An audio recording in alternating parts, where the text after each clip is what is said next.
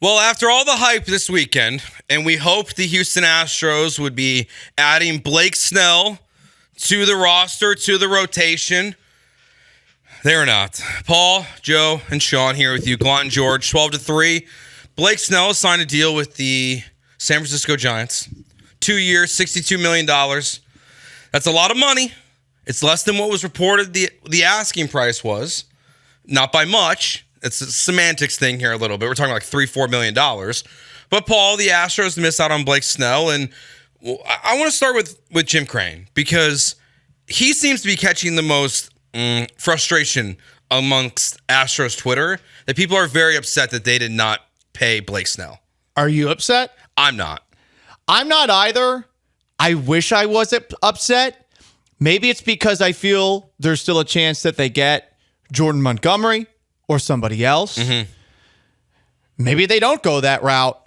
But I feel like the aggression that Jim Crane showed this offseason in immediately signing Josh Hader after Kendall Graveman got hurt, I'm not sure it would be wise for him to follow up another injury, even if you, Joe, think that we might not see Jose Urquidy the rest of the year. Mm-hmm. Fair, at least thought in the back of your head. Would it be wise for him to be reactionary twice and perhaps overpay twice, especially if it could mean the end of Alex Bregman or another Houston Astros time in Houston in the not too distant future? We all want to think about the short term. You do have to think about the long term, though.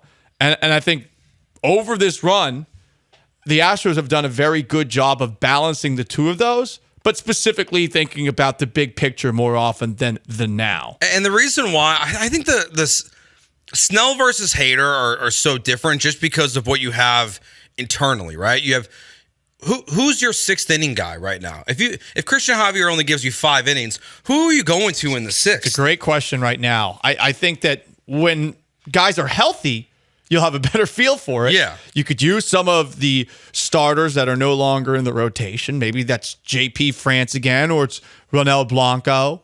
But yeah, right now, you got a lot of questions to answer. And also don't forget, too, that the first 2 games of the year, the Astros are going to have 25 guys on the roster because Brian Abreu is suspended. Yeah, so you don't know who's going to be your 6th inning guy. So if you didn't have Josh Hader, you wouldn't know who's your 7th inning guy. You would only have your 8th and 9th. Now, so that's why that signing to me, the urgency, the dollar amount, all of that makes more sense just logically for the Astros than Blake Snell, because in theory, you still have maybe Urquidy, you still have Garcia, you still have McCullers, you have Spencer Arrighetti, who's pitched pretty solid so far in spring training. You have Hunter Brown, who Joe Espada said he could be a number 1 if he takes the next step. You have depth. You have Ronel Blanco, who a lot of people like.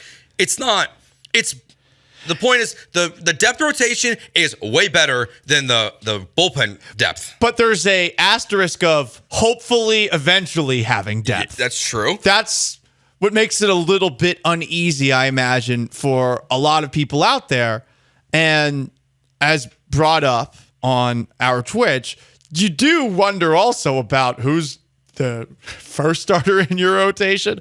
Framber Valdez, okay. Yep. Christian Javier. But after that, you are looking at it with a bit of a side eye or a raised eyebrow, because right now, the depth, which at some point this year could be incredible, does not exist. It does not right now. But it's good enough right now where I don't think you had to overspend on Blake Snell the way you had to on Hader.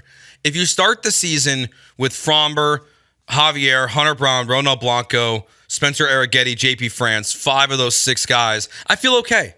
It's not great. It's not a World Series staff, but that's where the hopes and dreams of 6 months into the season or whatever, or 3 months into the season when you get to June and July, that those issues will start to fix themselves. Justin Verlander will be in this rotation by April 15th. April 30th, probably the absolute latest. So you're missing at most a month of games from JV. You're going to get those other guys back, you hope, at least one of them in Luis Garcia, I'm confident in, that you will see pitch for the Astros this year. Are you more confident that you'll see Urquidy or Lance McCullers right now? Oof. I think I have to say McCullers. I'm with you in that. I hear forearm strain, and I'm not feeling great. I don't feel great either. So that's why I'm okay that they passed on Snell. I would have liked it. I think it would have made them better. It would have made them an even better World Series contender this year. But they have enough right now to where they're okay, and Jim Crane didn't have to overreact in this way. And if that's what Blake Snell's getting, it's not going to be what Jordan Montgomery gets. It's not going to be what Michael Lorenzen gets. And those are probably your next two names that you're looking at in free agency that are still out there. Those are the two targets left. Interesting question about Montgomery on our YouTube channel at ESPN Houston from Stephen Hill, who says, I think Crane already knows Bregman is gone. Too many years, too much money.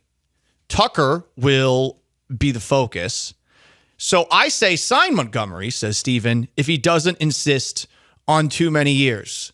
Is that what they should be thinking about doing? Do you look at Alex Bregman right now as someone who's probably not going to come back? Because I know, Joe, over the last couple of weeks, you've brought up that you don't think that Bregman's going to get the deal that he's looking for. You're looking. Yesterday proved it again.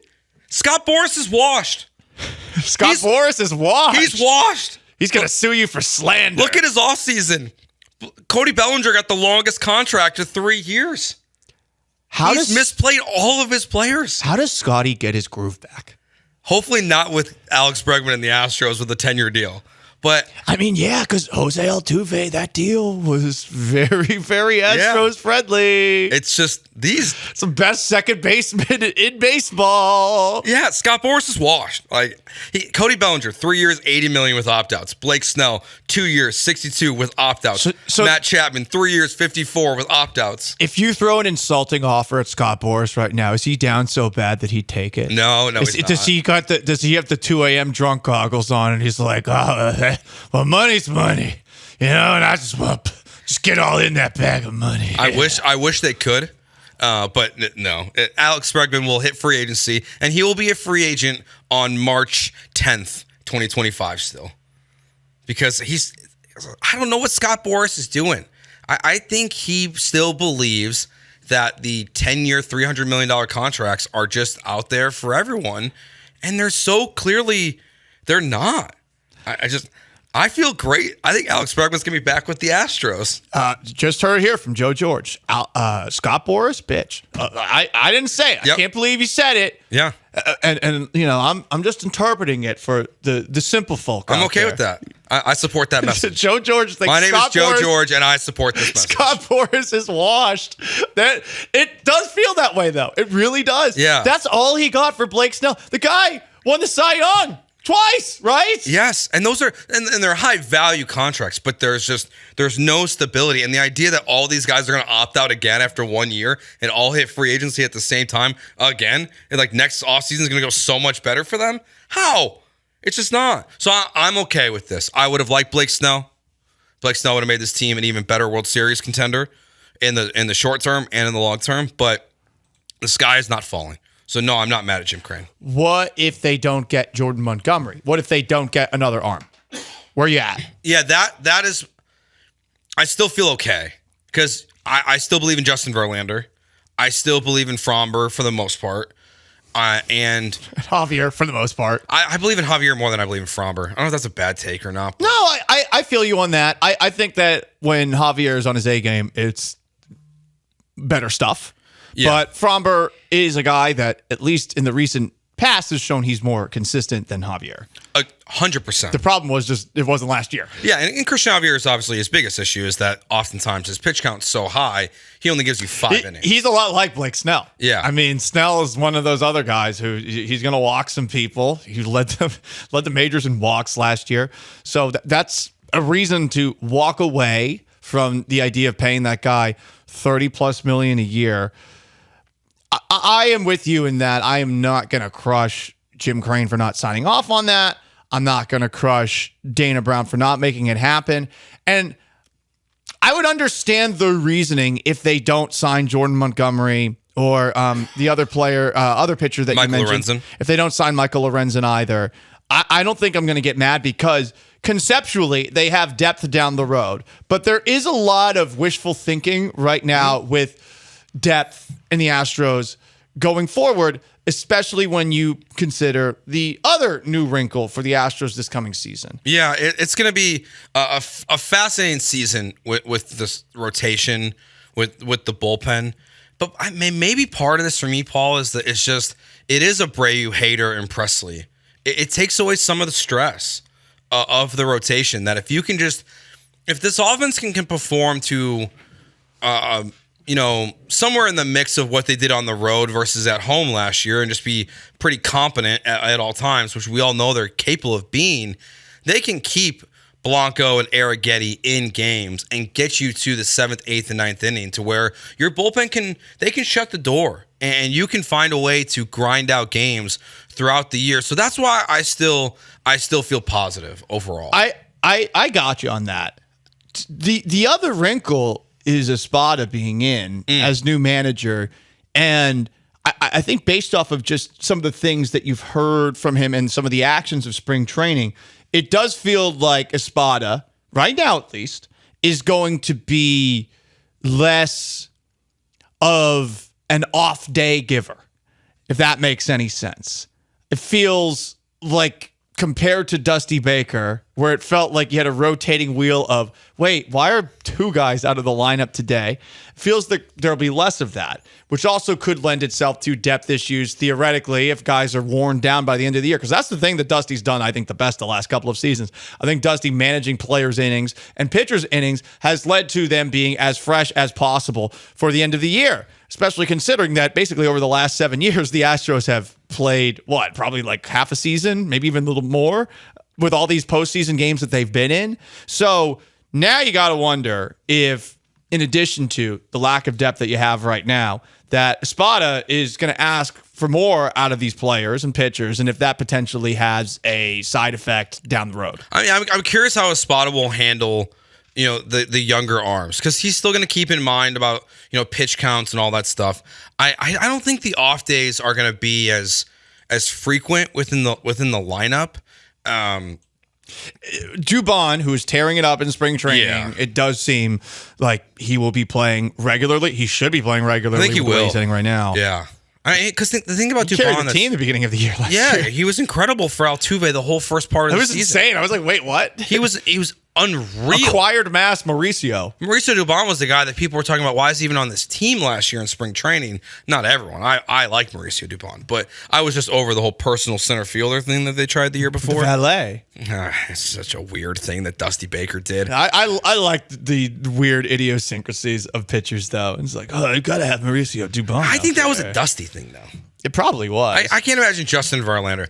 Catcher, yes. Want Maldi, always. But the idea that he was going to ask for Dubon surprises me. I only like the idiosyncrasies from pitchers if they're like Justin Verlander.